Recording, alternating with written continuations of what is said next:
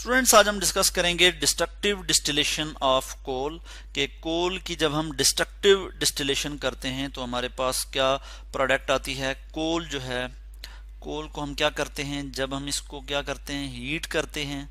मैं यहाँ लिखूंगा हीट, और किस तरह से हीट करते हैं, इन the absence of air, air की गैर मौजूदगी में जब हम इसको हीट करते हैं। इसके लिए मैं यहाँ पे क्रॉस लिख लेता हूँ कि एयर की गैर मौजूदगी में जब हम इसको हीट करते हैं तो ये बर्न नहीं होता। ठीक है, ये क्या करता है, ये प्रोड्यूस करता है बाई प्रोडक्ट्स, कुछ बाई प्रोडक्ट्स जो है वो प्रोड्यूस होती हैं। तो मैं यहाँ लिखूंगा बाई प्रोडक्ट्स। ठीक है, तो इस चीज को हम कहते हैं, इस प्रोसेस को हम कहते हैं कि डिस्ट्रक्टिव डिस्टिलेशन ऑफ कोल, यानी heating the coal in the absence of air. ठीक है, और इससे हमें जो मेन प्रोडक्ट्स हासिल होती हैं उनमें हमारे पास क्या है जी, सबसे पहले जो है हमारे पास आ जाती है कोक। ठीक हो गया, कोक। पहले हम कोक को डिस्कस करेंगे और उसके बाद मजीद हम देखेंगे कि और कौन सी प्रोडक्ट्स हैं। कोक जो है ये यूज किया जाता है एज अ फ्यूल के तौर पे, यूज्ड एज अ फ्यूल। मैं यहाँ जस्ट लिख लूंगा, फ्यूल के तौर पे यूज किया जाता है होम में, in the homes and factories. ठीक है, फैक्ट्रीज में और होम्स में एज अ फ्यूल के तौर पे यूज किया जाता है। मगर इंडस्ट्री में अगर हम बात करें तो मेनली ये यूज होता है as a reducing agent, as a reducing, मैं यहाँ लिख लेता हूँ रिड्यूसिंग एजेंट। और किस तरह से कि ये जो है क्या करता है, एज अ रिड्यूसिंग एजेंट के तौर पे यूज होता है for the extraction of metals, metals की जो है वो एक्सट्रैक्शंस के लिए। ठीक है, मेटल एक्सट्रैक्शन के लिए, यानी मेटल हमें पता है कि ज़मीन के नीचे किस फॉर्म में होती हैं, एक्सट्रैक्शंस में पहले ये लिख लेता हूँ एक्सट्रैक्शंस, TRACTIONS। मेटल्स जो है वो ज़मीन के नीचे ओर की फॉर्म में होती हैं, यानी उनमें कुछ इम्प्योरिटीज़ भी होती हैं या कुछ और मेटल्स भी उनके साथ कंबाइन होती हैं। तो उनको जब हम एक्सट्रैक्ट करते हैं प्योर फॉर्म में तो उस प्रोसेस के दौरान एज अ रिड्यूसिंग एजेंट के तौर पे हम कोक को जो है वो यूज़ करते हैं। उसके बाद जो हमारे पास सेकंड प्रोडक्ट आ जाती है, यानी जो सेकंड बाई प्रोडक्ट आ जाती है वो है हमारे पास कोल तार, TAR, कोल तार।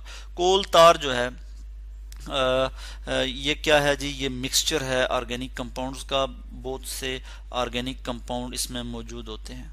इसमें क्या होता है, बहुत से ऑर्गेनिक कंपाउंड्स मौजूद होते हैं। मैं यहाँ लिख लेता हूँ mixture of organic compounds, OC लिख लूँगा, यानी ऑर्गेनिक कंपाउंड्स। तो इसको यानी जो ऑर्गेनिक कंपाउंड है उनको हम सेपरेट कर सकते हैं by fractional distillation. Fractional distillation क्या होता है, यानी जो हमारे पास मिक्सचर है, ये मैं यहाँ पे लिख लूँगा फ्रैक्शनल, और यहाँ पे लिख लूँगा डिस्टिलेशन, LLLATION। यानी जो हमारे पास मिक्सचर है उसकी जो फ्रैक्शंस हैं, उसके जो कंपोनेंट्स हैं, उनको हम सेपरेट करते हैं। ठीक है, on the difference of their boiling point, boiling point के लिहाज से, बॉइलिंग टेम्परेचर के लिहाज से हम उसके कंपोनेंट्स को सेपरेट करते हैं। तो इस चीज़ को हम कहते हैं फ्रैक्शनल डिस्टिलेशन।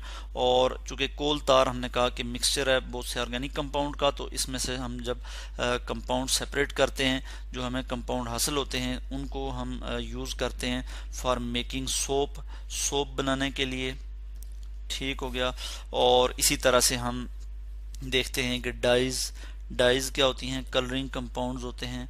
ठीक है, ये बनाते हैं। इसी तरह प्लास्टिक्स आप देखते हैं जो है, प्लास्टिक्स जो है ये भी हम बनाते हैं। इसी तरह परफ्यूम्स हम बनाते हैं, परफ्यूम्स।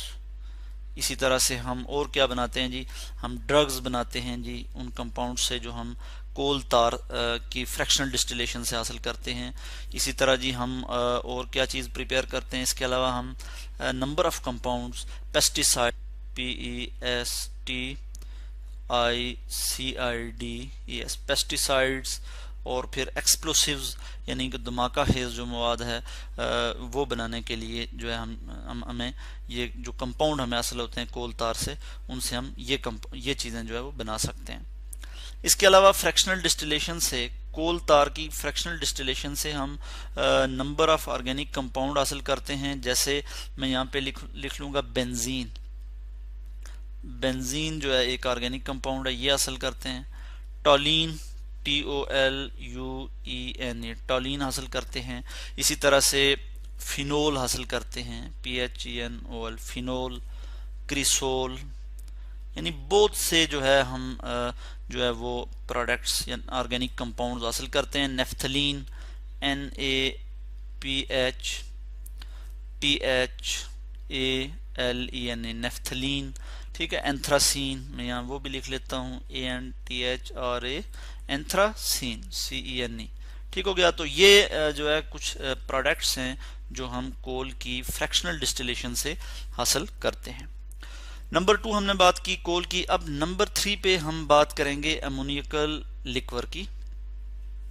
नंबर 3 पे हम किसकी बात करेंगे? AMMONIACAL, ammoniacal liquor. Ammoniacal liquor जो है इसमें क्या होता है, अमोनिया सॉल्यूशन होता है जिसको हम कहते हैं अमोनिकल लिक्वर। और ये यूज इसके क्या यूजेस हैं? इसके यूजेस हम पहले भी पढ़ चुके हैं, आप जानते ही हैं कि इससे हम अमोनिया से हम जो है क्या करते हैं, फर्टिलाइजर्स बनाते हैं। तो ये मैं यहाँ लिख लूँगा कि अमोनिकल लिक्वर जो है, अमोनिकल लिक्वर, इससे हम फर्टिलाइजर्स बनाते हैं।